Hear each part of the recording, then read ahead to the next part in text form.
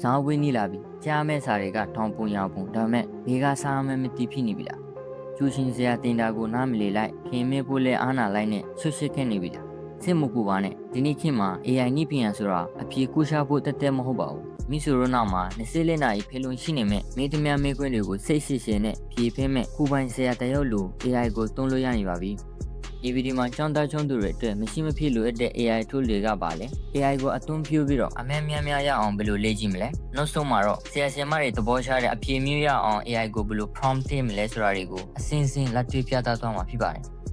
အားလုံးပဲမင်္ဂလာပါ Group Member Channel ကနေကြိုဆိုပါရစေဒီနေ့ခေတ်မှာ AI ကိုအသုံးပြုပြီးတော့စာလေ့လာရေးဆိုတာတခြားလူတွေကလင်းချောနေရှင်မှာမိဆွေတို့ကကာတကြီးရှိနေတယ်လို့ပါပဲဒါကြောင့် AI ကို software တစ်ခုလို့မမြင်ပါနဲ့မိဆွေတို့ရဲ့အုံနောက်ကို upgrade လုပ်ပေးမဲ့ external processor တစ်ခုလို့မြင်လိုက်ပါမတိတာတွေကိုမေးဖို့ဘယ်သူပေါ်မှာစောင့်နေစရာမလိုပါဘူးမိဆွေတို့ကိုယ်တိုင်ကပဲကိုယ့်ရဲ့ပြန်ရေးကိုစိတ်ချိုက်ပုံပေါ်လို့ရနေပါပြီဒါကကုရှာတာမဟုတ်ပါဘူးအခုခေတ်ရဲ့စာလေ့လာနည်းအသစ်ပဲဖြစ်ပါတယ်AI ကမိဆွေတို့ကူစားဆောင်းဝဲဝင်ဖြေမဲ့သူမဟုတ်ပေမဲ့ဆောင်းဝဲမှာအခေါင်းဆုံးလုပ်နိုင်ရင်ကိုရင်ဖြေမဲ့သူပါအရေးကြီးဆုံးက AI ကိုမေ့တဲ့ပို့လိုပါတယ် Please explain me this topic ဆိုပြီးမေ့အဖြေနဲ့ကျွန်တော်ဒီဗီဒီယိုမှာမေးပြမယ့်အဖြေနဲ့အရင်ကွာပါတယ်ကဲပထမဆုံးနဲ့အလန်းဆုံး tool ကတော့ Notebook LM ပါ Notebook LM ကို Google ကကြီးထောင်ထားပြီးတော့ကျောင်းသားကျောင်းသူတွေအတွက်တော်တော်အသုံးဝင်တဲ့ tool တစ်ခုပဲဖြစ်ပါတယ်သူရဲ့ပထမဆုံးအတားချက်ကတော့ source grounded AI ဖြစ်တာပါပဲဒီစီရဲ့ lecture slide တွေ PDF file တွေဒါမှမဟုတ် YouTube video link တွေကို upload လုပ်လိုက်ရင်အဲ့ဒီ source တက်မှာရှိတဲ့အချက်လက်တွေကိုပဲအခြေခံပြီးတော့အဖြေဖြေမှာဖြစ်ပါတယ်ဆိုလိုတာက ChatGPT လိုအပြင်ကစာတွေရှုံးမပြေပါဘူးခုစာအုပ်ခု file ထဲမှာရှိတဲ့ဟာကိုပဲအခြေခံပြီးဖြေတာဖြစ်ပါတယ် Notebook LM ရဲ့နောက်တဲ့အတားချက်တစ်ခုက audio overview ပါမင်္ဂလာပါဒီ file မှာကိုပိုင်ဘန်းတစ်ခုကို logo 3 လေးတွေနဲ့စိတ်ကြိုက်တိဆောက်ရဘယ်လိုမျိုးဆိုရင်ဘယ်လိုနေမလဲ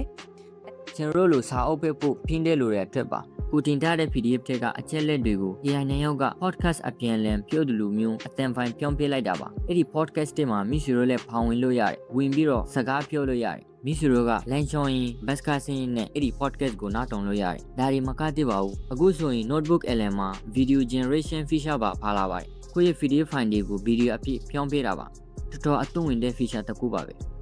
ဒုတိယ tool ကတော့အလုံးတီးပြီးသား ChatGPT နဲ့ Gemini တို့လို AI chatbot တွေပါအဲ့ဒါကိုဘယ်မှာသုံးမလဲဆိုရင်အတွေ့ဆရာတယောက်လိုသုံးမှာပါဆောင်းဝဲမဲ့ကွန်ဟွန်တွေကိုလေ့ကျင့်ရှင်တာပဲဖြစ်ဖြစ်စာကြီးစာကုန်း idea ယူရှင်တာပဲဖြစ်ဖြစ် ChatGPT တို့ Gemini တို့ကိုသုံးလို့ရပါတယ်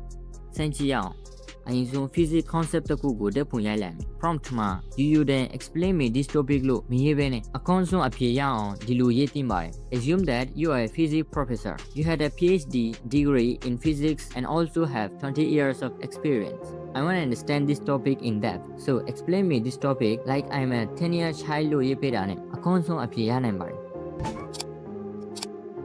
နောက် AI tool တစ်ခုကတော့ Wolfram Alpha ပါသူ့ကိုတင်ချာထွက်ဖို့ပဲတည်တံ့ပင်ထိထားတာပါအဲ့ဒါကြောင့်တင်ချာထွက်ဒါကိုသုံးသင့်ပါတယ် AI tool တွေကအရင်မိုက်ပေမဲ့တတိထားအမြအချက်3ချက်ရှိပါတယ်နံပါတ်1ကတော့ verify ပါ AI တွေက confidence အပြည့်နဲ့မှားတတ်ပါတယ်ဒါကို hallucination လို့ခေါ်ပါတယ်အဲ့ဒါကြောင့်အရေးကြီးတဲ့ချက်လက်တွေကိုတင်ချာစစ်ဆေးသင့်ပါတယ်နောက်ပြီးတော့ AI ကို copy paste လုပ်ဖို့ပဲမသုံးပါနဲ့စာတွေကိုပူပြီးနားလည်ဖို့အတွက်ပဲသုံးပါနေကုန်းချောင်းအနေနဲ့ပြောရှင်တာကတော့စာလေးလာတွေဆိုတာအမဲခေါင်းခွန်ရဖို့တခုတည်းမဟုတ်ပါဘူးကိုတကယ်စာရောက်ဖို့ဖြစ်ပါတယ် AI ဆိုတဲ့နည်းပညာကိုသုံးပြီးတော့ဒီထက်မကစာများရအောင်ကြိုးစားပါမယ်အားလုံးကိုကျေးဇူးတင်ပါတယ်